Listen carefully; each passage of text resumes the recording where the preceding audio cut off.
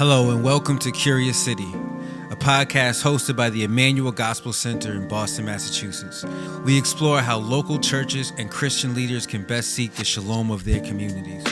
We discuss church culture, ministry development, and issues that impact our city.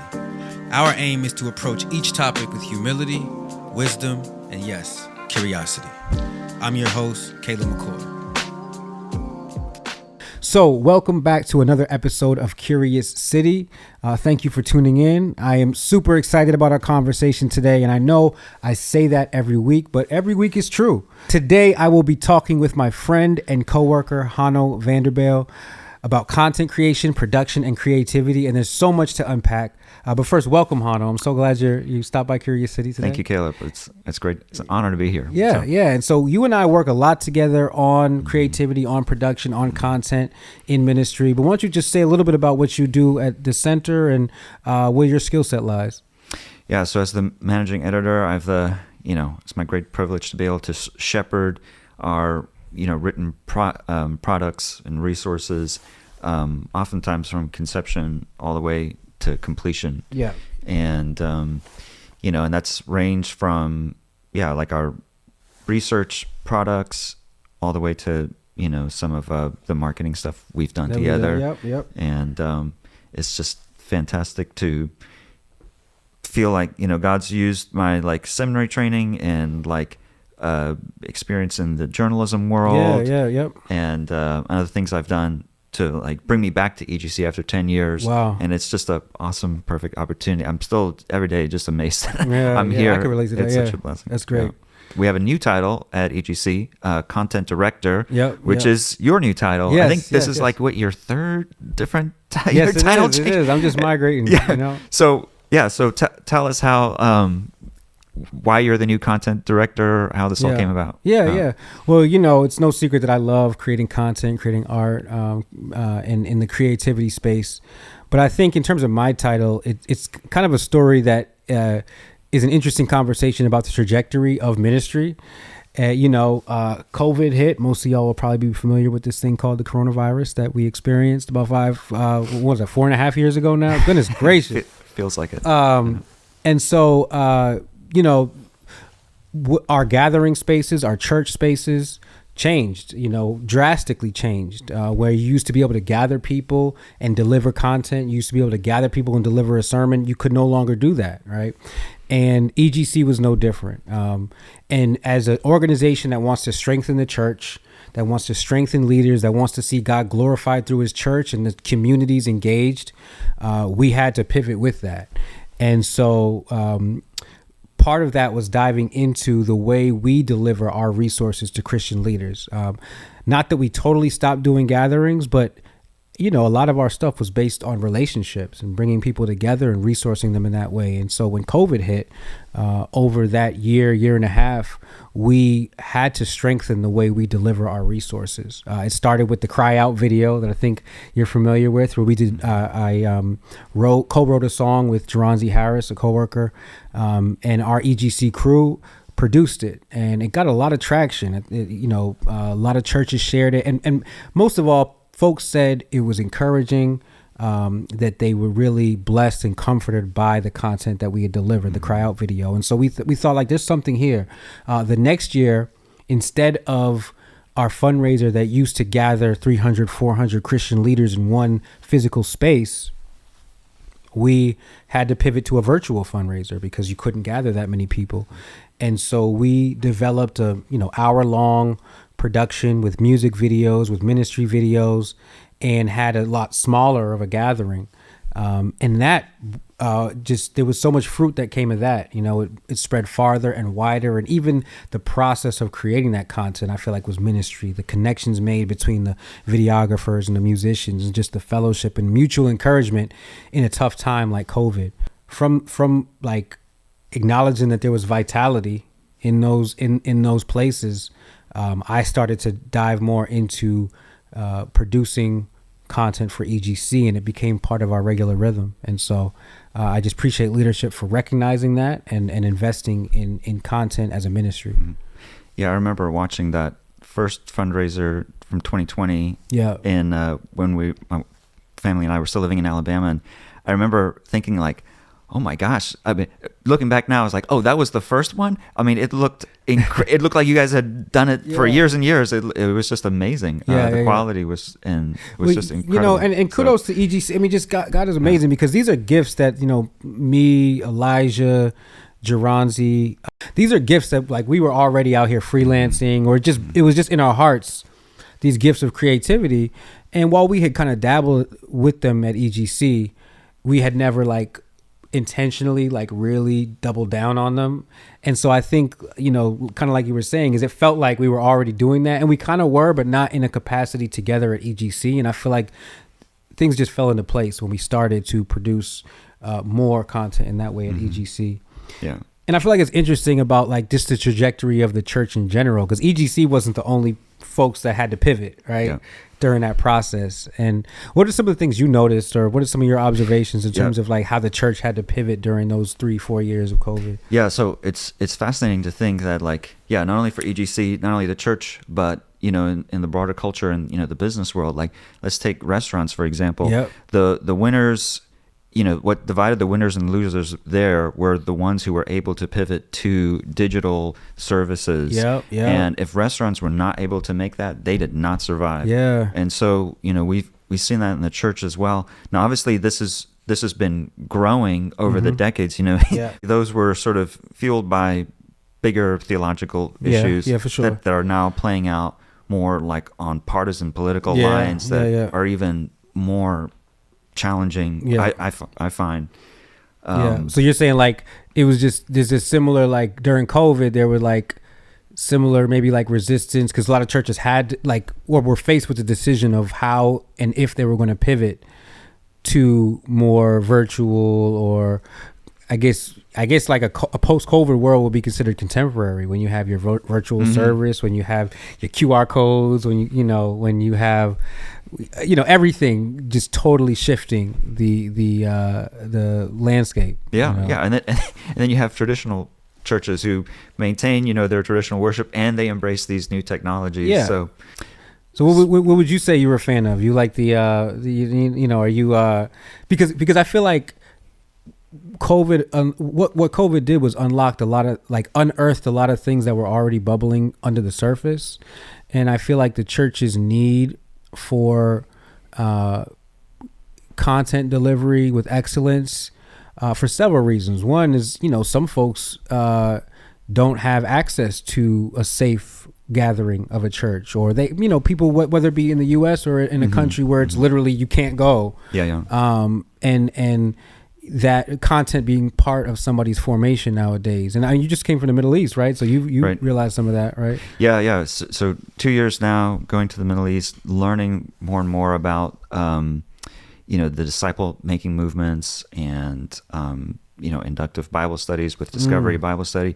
And it is just phenomenal to see and to just realize the barriers of entry for people who do not come from a Christian background.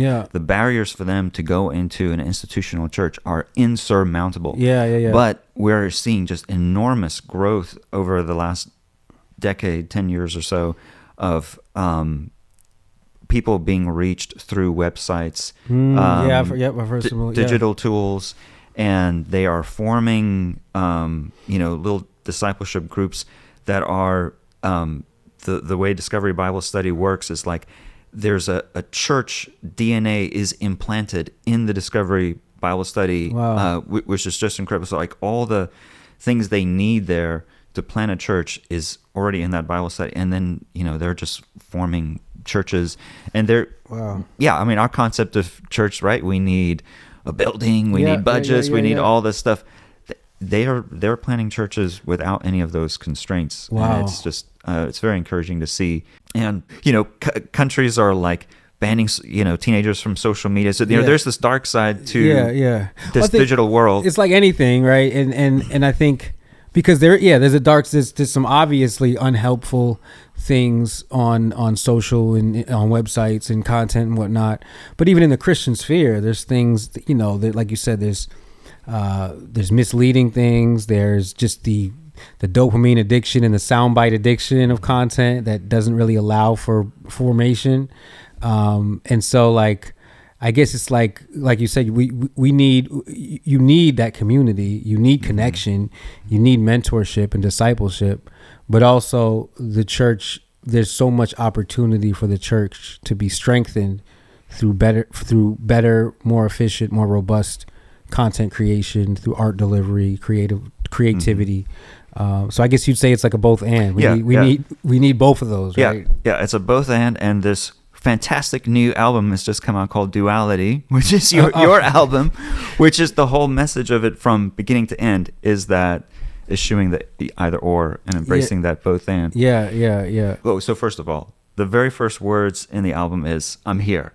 Yeah. And I just had to ask you, like, is that like sort of the answer? You know, God calls Adam in the Garden of Eden. It's where are you? So was that intentional? Well, I that think, answer to begin the album like that. So I think you took it probably about 2 levels deeper than I intended. So I'm not gonna. I'll take credit if somebody asked me at a party. I don't know if I'll take credit. Well, no, but actually, to be honest, I'm here. It was about being present. You know, I think a lot of the albums where I talk about mental health and emotional health, and I think so. The I'm Here was intentionally about like being grounded and being present. And I think lately the world just moves so fast that just to be present, I feel like is an act of resistance sometimes. Yeah, and so absolutely. That is what I was the thread that I was pulling on. Yeah. So I mean, I felt that. So the first song begins with that, and then it kind of. It kind of serves as an introduction to the entire album. Yeah. Where there's this argument being made for. So, was the process the same as you outlined in that first song, or how did the inspiration for this album, did it just come to you like all at once, or was it kind of a process? No. I think it goes into kind of. Well, first of all, a lot of the songs were actually recorded before I even had the concept of duality in any of this. And I feel like Grief was one of those. Grief was one of those. Joy was one of those. And I feel like God was just blessing me with creativity, and then eventually he put it all together, because I was writing stuff that didn't even feel current or absolutely relevant to my time until months later. But I think like the concept of the album Duality goes into what we're talking about like trying to take the best aspects, searching for truth, for goodness, for justice, for God at work. And usually that's not just in one place, right? Like we said, God could be at work in a music video, but also needs to be at work in an intimate community, right? And it's not like it's not one or the other, right? So there's many dualities we can unpack, but one of them is like innovation and ingenuity, but also honoring orthodoxy or honoring healthy tradition, honoring the sacrifice in the past. And so like there's that duality of like future versus past. And I feel like every believer has to hold those, right? We hold those spiritually, but we also hold those personally. I have a past that there's positive aspects to my past, and there's also negative aspects to my past. And if I don't understand those, and sometimes my past, the negatives can kind of creep up on me. And then I have a future that I'm trying to live into. And we have to like our whole lives as believers are trying to hold those things in tension and bring our full selves to God. So that concept probably came to me, or that like wrestling with that really started to feel extremely real probably about halfway through the album as I was creating it. Yeah, that's awesome. So there, throughout the album, there's this rich wordplay, irony. You metaphor, like you use it all. I mean, it's so cool.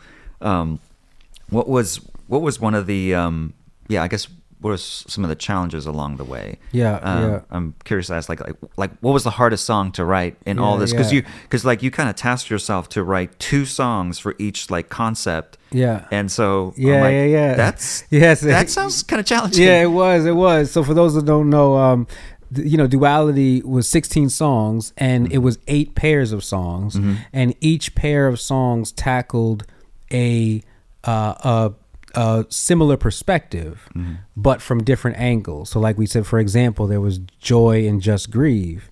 There was scarcity and abundance. There was fight alone. and in it together, and so it was challenging. There was like actually songs that I wanted on the album, but I wasn't finished or couldn't think of the duality yet. So I was like, I can't put this on the album.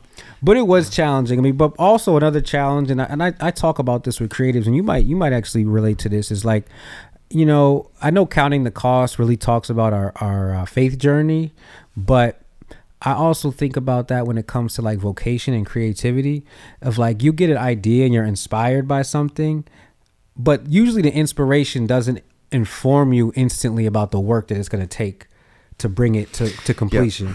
You could get fired up, like you could feel like you're going to conquer the world, especially after some caffeine, right? and you can get fired up and be so inspired, but it's depending on how robust an idea it is. A month later, 2 months later, when you're getting to the unfun part in terms of music, I'm entering metadata, I'm mixing late at night, and so I feel like that was doing any project, but especially this one, is like being so inspired, but then like a month later when I'm like at the not fun part and being like, okay, I have to trust this vision that God has given me and still kind of just grind it out. I'm no longer working off of motivation or inspiration. This is just pure commitment right here. And it's and also that was most true for some of the songs, like Just Grieve.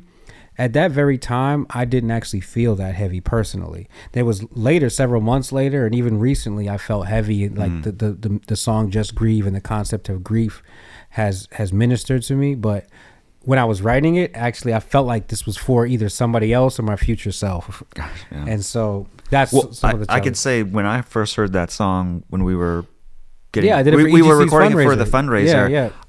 I was in a season where I needed to hear that song. That Amen. song ministered to me like, whew, it was huge. Amen. Yeah. Thank you. Yeah. Well, that's. I mean, I feel like that's in the create and I feel like part of doing creativity. I would say. I mean, maybe some people do it for different reasons, but I don't believe my creativity is just for me. And like. I think there's an unselfishness, but also like it can be difficult when you're doing something that doesn't feel as potent to you at that moment, but it means something to somebody else, or it means something to another community.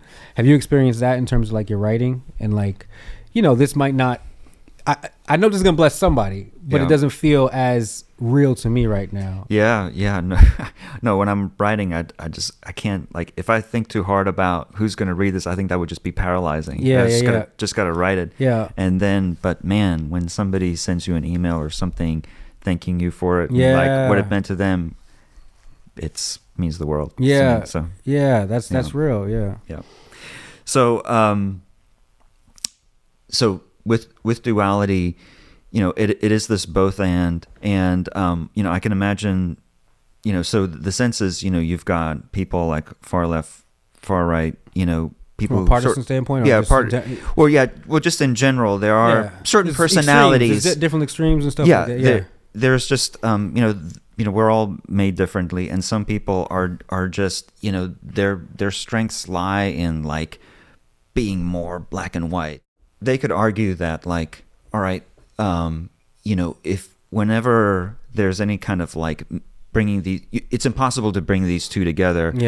With them standing firmly, their identity being maintained. So like, we can say like, oh, it's going to be this third way, but like one of them, my side's going to lose out. I can't compromise because you're just saying this because you want me to compromise so that you guys will have the edge on me and mine. And So, or you're just being like soft because you don't feel like speaking up for the truth or something like that.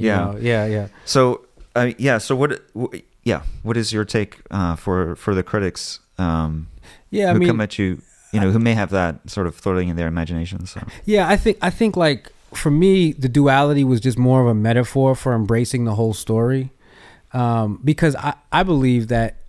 To summarize some of it is like, if we're really going to look for God's truth and God's justice and God's mercy, then it's not going to fall neatly in a man-made category. And so embracing the whole story, whether that be with politics, whether that be with any other ideology, whether it be with denominations or whatever it is, I think it's and not to say like not to say that denominations or even engaging in politics is bad. I think we should engage in the worldly systems to the glory of God, right?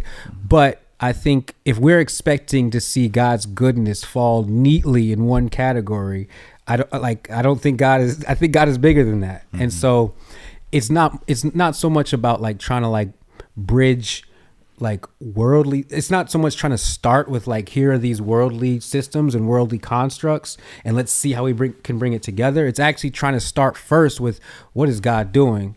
Where is God's goodness? And how do we make sense of that in this broken world that has man-made concepts?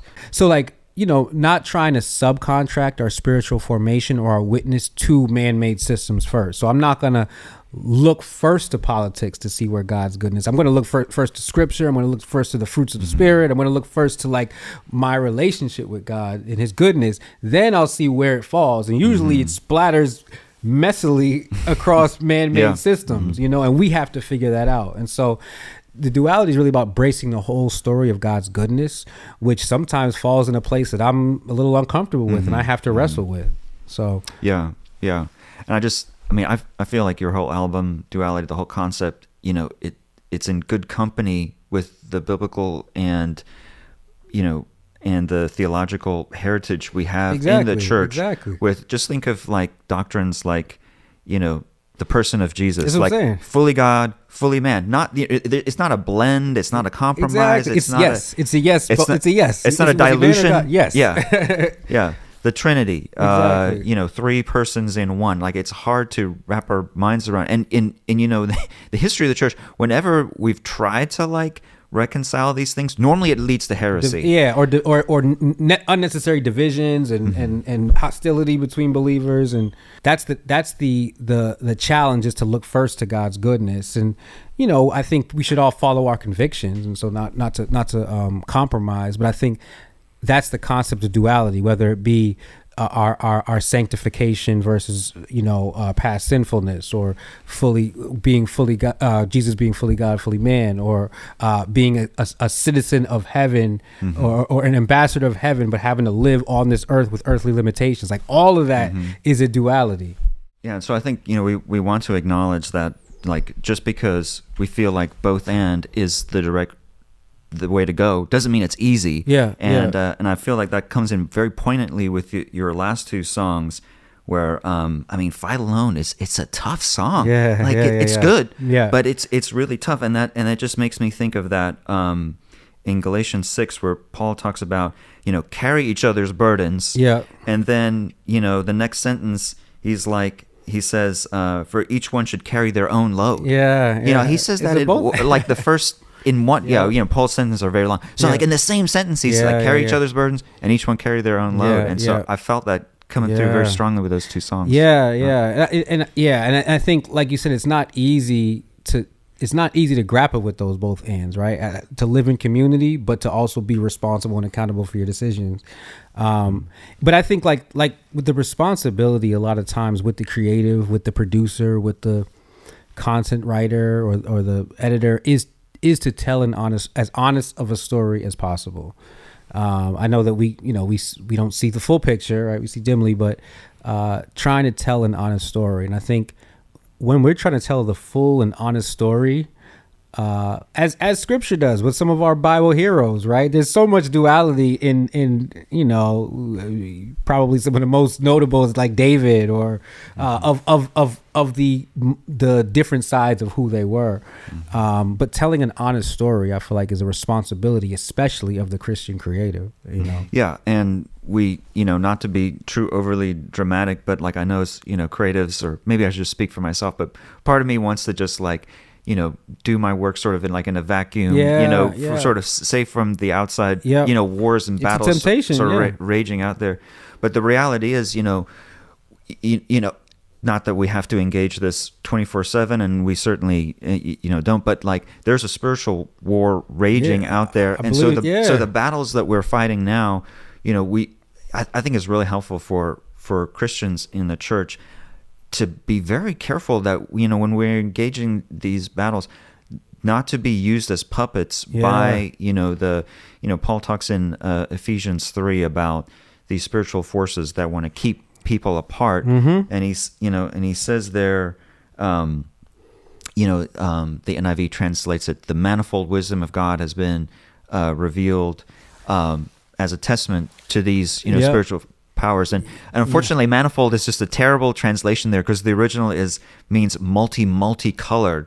Wow. And so what God is trying to do in the church is through, and the colors, we're talking about, with duality, colors don't bleed into each other. They don't dilute. Otherwise, they're not cool colors anymore. No, each color maintains its vibrancy. And so God is trying to bring all that together as a testament to these spiritual forces. So when we're, vigorously disagreeing with our brothers and sisters in Christ, we should try to, not be used as puppets of the enemy. And I feel like, it was so obvious during the election season. It's not, sometimes it is what you believe, but a lot of times it's how you hold what you believe, right? Are you exhibiting the fruits of the Spirit there's some people that I've agreed with, but I haven't agreed on how they've held and wielded their ideologies. And so I think part of the spiritual warfare is fighting to tell an honest story. I've seen you don't have to look far to see people that will be dishonest to make their enemy or make the person that they disagree with look bad. You don't have to look far at all. And I'm not just talking about the world. I'm talking about the church. And I'm sure I've been guilty of it too. I don't want to make myself holier than thou, right? As a creative, I'm sure. But as creatives, as producers, as writers, we have the power to tell stories. We have the power to influence thought. And that's not a small thing. And I think it is a serious thing if we are knowingly bending truths or being dishonest or embellishing for the sake of carrying a point across, even when it's a good point, And I feel that. I feel like we've all felt that, especially during election season when people are willing to cut corners to prove a point. And so I think that just goes back to, like, God, help us to tell honest stories as creatives. Yeah, absolutely. So, what are some of the things in working with Christian creators that you have found helpful to be able to tell that full story honestly? I feel like listening to diverse voices as much as possible, getting out my own head. Obviously, there's the fight alone and in it together, right? I want to be locked in with the Spirit. I want to be in my prayer time. I want to have silence and solitude, but also listening to diverse voices. It's been great to talk to folks like you, to talk to folks like Lisa, to talk to just a lot of my coworkers and even family and friends about the content that I'm producing and how they're reacting to it and how they're responding to it. And then also, like we said, online, trying to listen to diverse voices online, even may even listen to some that I don't agree with.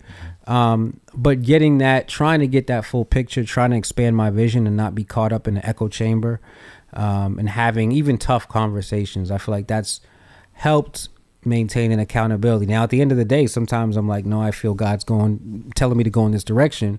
But I think but there's sometimes where I've had to adjust because, we had actually a really great video or a really clever video at EGC one time. And there were some voices that we trusted that told us that we shouldn't put it out. And there was a lot of work that went into that video. But at the end of the day, I was satisfied with our decision not to put the video out, because we trusted these diverse voices and we trusted what God was speaking through their wisdom. And I think we operated with integrity by not releasing the video. And so I think that's, you need good voices around you. Yeah. Was that part of the inspiration for your two songs, Who Gonna Check Me and Check Me Me Out? Was that kind of gracious accountability coming into real. play? Yeah, because Who Gonna Check Me is about like, I don't want just yes people that's going to affirm everything I do. I need conviction. I appreciate getting it directly from the Lord, but also the Lord sends people to you, right? And so there's that. But then the Check Me Out was like, but if you're only critiquing me, if you're only making me feel bad and you're not encouraging me, then can I really trust your critique if that's all you have for me? And of course, there's no shortage of online Christian trolls that that all they have is critique. Mhm, All yeah. they have is heresy hunting and everything like that. And I think, you should, I feel like as believers, we should, if we're going to be critiquing and convicting, first of all, I feel like it's good to have a relationship with the person before you're trying to convict somebody, unless they're absolutely egregious, but second of all, I think we should be equally loud with our praise and our encouragement. So yeah, that was a lot of the inspiration behind that. Yeah. So speaking of encouragement, what's some encouragement you would offer whether it be up and coming or seasoned content creators, writers, poets, musicians in this day and age where content and art has had the value of it has been recognized? Yeah. Well, yeah, we worked on a great piece, Church and Creatives, and but something that came to mind, that I read a while ago was write for God. You're it can be really tough when you're like trying to reach for success, when you're like feeling pressured to write for a certain, I mean those are all good things, for sure. so like Yep. Recognize your target audience, and I'm not dissing any of that, but just that like in that season you were talking about where you just had to kind of grind it out and just through commitment, like at that point you just have to work for God, write for God. So that's good. That's good. What is some advice that comes to mind for you for Christian creatives in this season? I think I'll just go back to telling an honest story that starts with yourself and getting to know yourself and your own identity well. Building in your self-awareness, that could be therapy, accountability, time with the Lord, silence, and shutting off the noise sometimes, but getting to know yourself to tell an honest story about who you are, and then trying to operate with as much integrity and humility as possible to tell an honest story about the world around us. I think that's helped me, and of course I don't do it perfectly, but that pursuit feels like a just pursuit to me, and I feel like God looks favorably if we're trying to tell an honest story. So Amen. Well, this has been a great conversation. I feel like we could have kept going for another hour or so, but it's Friday, and we got some stuff to do. So, but thank you, Hanno, for coming by. I appreciate your questions. Appreciate your insight and your wisdom. And so thank you, Hanno. And this has been another episode of Curious City and our last episode of the season. All right. Yes, it's been a great season. Yes. Well, I've done most of the editing, so saying it's a great season sounds a little biased. But anyway, I hope you've enjoyed the season of Curious City. We genuinely want to be a resource through writing, through content creation, through infrastructure, wherever we can. We want to seek the shalom of our cities at EGC, and we hope you have a blessed holiday season. Merry Christmas, Happy New Year, and continue to seek the peace of the city for the glory of God. All right, peace, y'all. This has been an episode of Curious City. We hope you have enjoyed listening. Don't forget to subscribe to this podcast and also follow us on social media at EGC Boston. Stay connected and have a blessed day.